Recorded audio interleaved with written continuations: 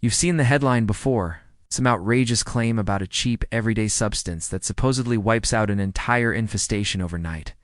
It reads like pure internet nonsense. It's the kind of thing designed to grab attention and disappear the moment you question it. Most people scroll right past it, and honestly, that instinct usually serves you well. But every now and then, buried under the exaggeration, there's something real, not magical, not instant, but grounded in history, chemistry, and repeatable results. Something people relied on long before modern convenience replaced practical knowledge. That's exactly what we're dealing with here. This isn't about a miracle fix. It's about a mineral pulled from one of the harshest environments on Earth. Carried across deserts by sheer human determination, quietly used for generations to solve a problem that still frustrates millions today. By the end of this, you're going to understand not just how it works, but why it works, and why something so effective nearly disappeared from everyday use. And more importantly, you'll know exactly how to use it yourself. In the early 1880s, Death Valley wasn't just remote, it was lethal. Temperatures pushed past what most people today would consider survivable. Water was scarce, shade was minimal, and the land itself seemed actively hostile to human life. Yet people still went there, driven by the same force that has always pulled humans into danger: the possibility of discovery. Prospectors weren't looking for convenience. They were looking for anything that might change their circumstances. Among them were individuals who noticed strange white deposits scattered across dry lake beds, soft, powdery, and easily overlooked. What they had stumbled upon was borax. At the time, it wasn't widely understood in the United States, but elsewhere in the world, particularly across parts of Asia. Borax had already been used for centuries. It had value, industrial value, practical value, and once its potential was recognized in the American West, it triggered one of the most physically demanding supply operations of the 19th century. Massive wagons were constructed, each capable of hauling enormous loads. Teams of animals pulled them across more than 150 miles of desert terrain to reach the nearest rail lines. The journey was brutal, repetitive, and relentless. Yet it worked. Over time, millions of pounds of borax were extracted and transported out of that valley. That effort alone tells you something important. People didn't endure that level of hardship for something trivial. This mineral mattered. By the late 19th and early 20th centuries, borax had worked its way into everyday life, showed up in laundry rooms, cleaning solutions, and even personal care products. It was cheap, widely available, and remarkably versatile, but one of its most effective uses was never heavily advertised. It spread the old way through experience and word of mouth.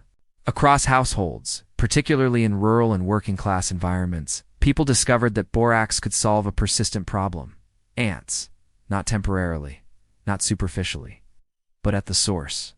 This wasn't written in manuals or taught in schools, it was passed down informally. Someone tried it. It worked. They told someone else. Over time, it became common knowledge, and then gradually it faded. There's a tendency to assume that if something useful disappears, it must have been deliberately suppressed. In most cases, that's not what happens. The real reason is simpler and more practical. Borax is a naturally occurring mineral. It can't be patented. It doesn't require subscription. Doesn't create recurring revenue. Once someone buys a single box, they can use it for years. That makes it incredibly useful for individuals, but not particularly attractive as a long-term business model.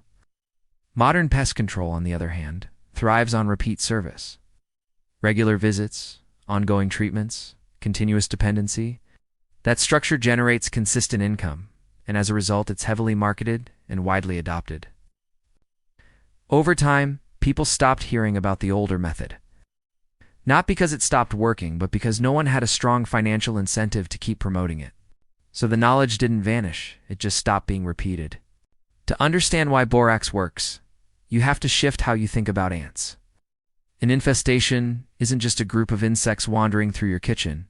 It's part of a much larger system. A colony functions almost like a single organism, with different individuals performing specialized roles. The ants you see are only a fraction of the whole. They're foragers, sent out to locate food and bring it back. The majority remain hidden, including the queen, who is responsible for reproduction. When people use sprays or instant kill solutions, they're targeting the visible portion. It feels effective in the moment, but it doesn't address the source. The colony remains intact, and new workers quickly replace the ones that were lost. Borax changes the approach entirely. The effectiveness of borax comes from timing. When mixed with a food source, it becomes attractive to foraging ants. They consume it and carry it back to the colony. But unlike fast-acting poisons, borax doesn't kill immediately. That delay is critical. It allows the ants to return home and share the contaminated food with others. This sharing behavior is essential to how ant colonies operate. Food is distributed among workers, larvae, and eventually the queen. As the substance spreads, it begins to disrupt the internal systems of those that consume it. The process is gradual but cumulative. Over time, more and more of the colony is affected. Eventually, the reproductive cycle collapses. Without the queen functioning properly, the colony cannot sustain itself. What started as a small bait placement turns into a complete breakdown of the entire system. This is not instant. It's strategic. The method itself is straightforward, but it depends heavily on getting the balance right. Too much borax, and the ants die before they can return to the colony.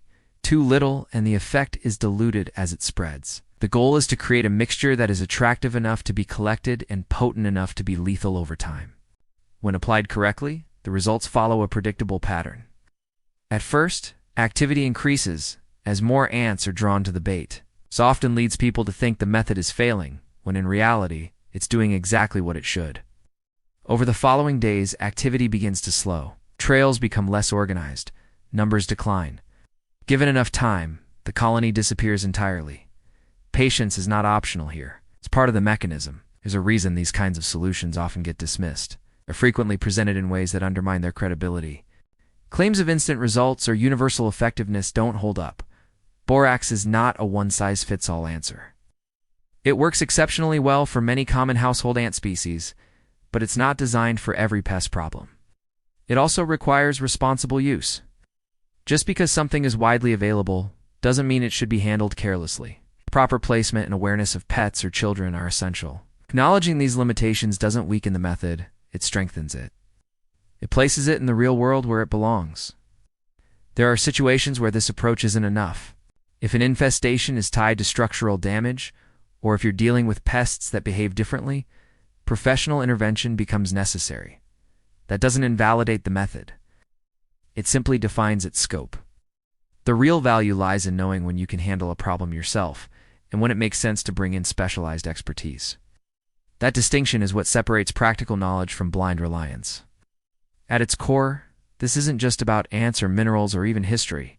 It's about how knowledge moves through time, how it's discovered, tested, shared, and sometimes forgotten, and how often the most effective solutions are the ones that don't rely on complexity or constant reinvention. The people who first extracted borax didn't have modern tools. The families who used it for pest control didn't have formal training in entomology. What they had was observation, experimentation, and a willingness to trust what consistently worked. That mindset is still relevant. The challenges may look different today, but the underlying principles haven't changed. Pay attention, test what you learn, keep what proves itself, share it.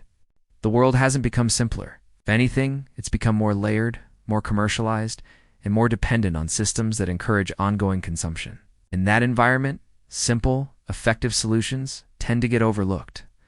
Not because they fail, but because they don't fit the model. Recovering that kind of knowledge isn't about rejecting modern tools. It's about balancing them with proven methods that stand on their own.